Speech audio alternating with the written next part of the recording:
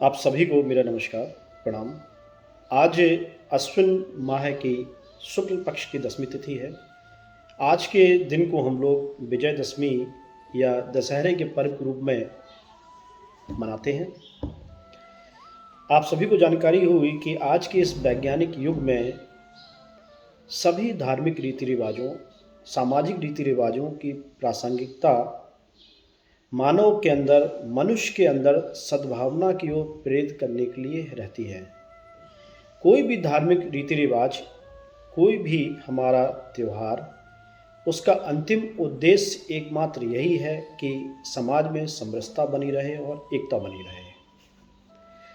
आज के इस भौतिकवादी युग में अगर हम अपने आप को नीरसता की ओर नहीं ले जाना चाहते हैं तो हमें हर धार्मिक संस्कारों को, हर रीति रिवाज को, हर त्योहारों को हर्ष उल्लास के साथ मनाना चाहिए, क्योंकि यही एकमात्र रास्ता है जो आपको आपके व्यस्ततम जीवन से कुछ क्षण अपने परिवार के लिए, समाज के लिए निकालने का अवसर प्रदान करती है और आपके अंदर एक उमंग और उल्लास की भावना जागृत होती है। दशहरे को मनाने के लिए बहुत सारे कारण हैं, बहुत सारी बातें हैं। हम एक एक करके इनको आज आपके सामने शेयर करते हैं। पहला जो मुख्य कारण है दशहरे को मनाने का, वो यह है कि आज ही के दिन भगवान श्री राम ने एक अहंकारी राक्षस रावण का वध किया था, उसके साम्राज्य का पतन किया था। उसी जीत की खुशी में, उसी उल्लास की भावना में शामिल होने के लिए हम लोग विजयदशमी का पर्व मनाते हैं, विजय उत्सव मनाते हैं। सभी को पता है कि रावण कौन था। सबसे पहले हम कहें कि रावण एक महान ज्ञानी था, विद्वान था, राजनीति और नीतिज्ञ मामलों का जानकार था। अब आप सोच रहे हो कि इतना विद्वान और प्रकांड पंडित का वध, उसके साम्राज्य का अंत कैसे हुआ। तो बिल्कुल छोटी सी बात है कि जब किसी व्यक्ति के अंदर अच्छाइयाँ हों और बुराइयाँ हों, लेकिन उसकी बुराइयाँ उस पर हावी हो जाएं, तो अच्छाइयाँ नगण्य हो जाती हैं, अच्छाइयाँ उसको बचा नहीं पाती हैं। रावण के अंदर अगर ज्ञान था, वेदों का ज्ञान था, शास्त्रों का ज्ञान था, तो उसकी बुराइयाँ भी थी उसके पास। कहा जाता है कि उसके 10 सिर में से 6 सिर शास्त्रों के ज्ञाता थे और 4 सिर वेदों के ज्ञाता थे। ये उसकी अच्छाई का एक पहलू था। अगर हम बुराई के पहलू की बात करें तो रावण का हर एक सिर, हर एक बुराई का प्रतीक भी था। वो प्रतीक क्या थे? क्रोध, ईर्ष्या, अहंकार, वासना, लालच, अभिमान, मोह, स्वार्थ, अन्याय, क्रूरता। ये 10 बुराइयां थी जो रावण के 10 सिरों की प्रतीक भी थी। अच्छाइयों का प्रतीक भी था, बुराइयों का प्रतीक था। लेकिन रावण ने अपने कर्मों से, अपने स्वभाव से अपनी अच्छाइयों को दबा दिया और उसकी बुराइयां उसके सम्मुख आने लगीं। और यही कारण था कि भगवान श्री राम ने उसका वध किया। इसलिए इस दशहरे से हमें क्या सीख मिलती है? देखिए, हम लोग शिक्षक हैं और विद्यार्थी को पढ़ाते हैं, तो हमेशा हम उनसे ये कहते हैं कि आप कोई भी घटना हो आपके पास घटित हो, कोई भी आप प्रसंग सुने, किसी की बातों से आप कुछ भी ज्ञान ले पाएँ, यही एक उद्देश्य होना चाहिए विद्यार्थी का। हमें हर घटना से, हर बातों से, हर सत्संग से, हर चर्चा से कुछ ना कुछ सीखना चाहिए। ऐसा पुराणों में कहा जाता है कि जब महिषासुर नाम का राक्षस बहुत ज़्यादा अत्याचार करने लगा था, तब दुर्गा माँ ने चामुंडा देवी के स्वरूप में इस अत्याचारी राक्षस का अंत किया था, वध किया था विजयदशमी के दिन। यह युद्ध लगातार 9 दिन तक चला था।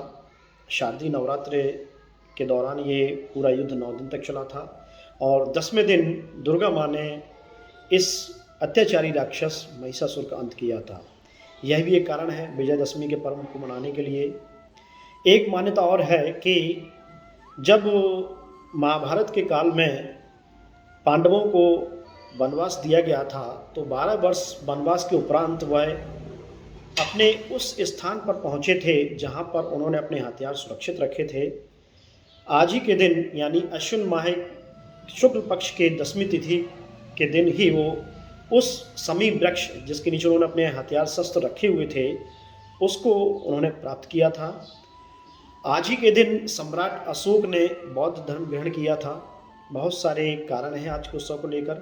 कई जगह माँ सरस्वती की भी आराधना की जाती है विजयदशमी के दिन। तो इस पर्व को मनाने के अलग अलग रीति रिवाज हैं, अलग अलग बातें हैं, लेकिन सभी का एकमात्र उद्देश्य यही है कि हम अच्छे बने, असत्य का साथ ना दें, क्योंकि असत्य कितना भी मजबूत शक्तिशाली क्यों ना हो, सत्य से हारेगा, निश्चित रूप से हारेगा।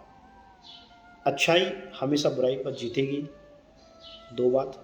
तीसरी बात, आप बहुत बड़े विद्वान क्यों ना हो, प्रकांड पंडित क्यों ना हो, ज्ञानी क्यों ना हो, यदि आपके अंदर नम्रता नहीं है, आप किसी के साथ विनम्र नहीं हैं, तो ये आपका सारा ज्ञान धूमिल हो जाता है और निश्चित आपको पतन की ओर ले जाएगा।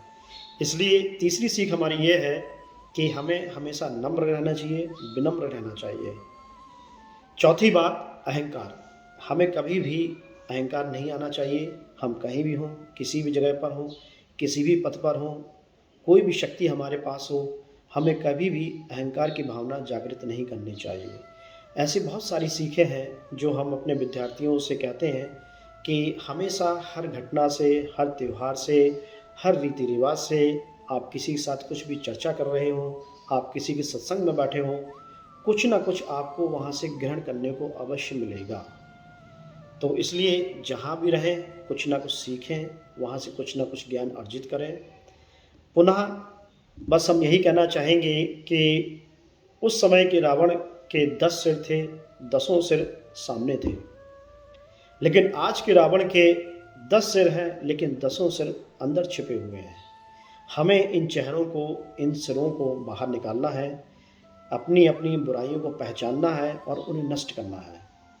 दूसरा, हम यही संकल्प लें कि हर बार विजयदशमी के दिन हम अपने 10 बुराइयों को छांटें, उन 10 बुराइयों को ख़त्म करें।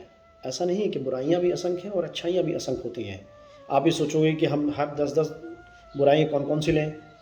आप देखते हैं कि जीवन में बहुत सारे आचरण होते हैं, बहुत सारी क्रियाएं होती हैं, बहुत सारे व्यवहार होते हैं। हर बार अगर आप गौर करें तो असंख्य बुराइयां हमारे अंदर होती हैं और असंख्य अच्छाइयां भी हमारे अंदर होती हैं।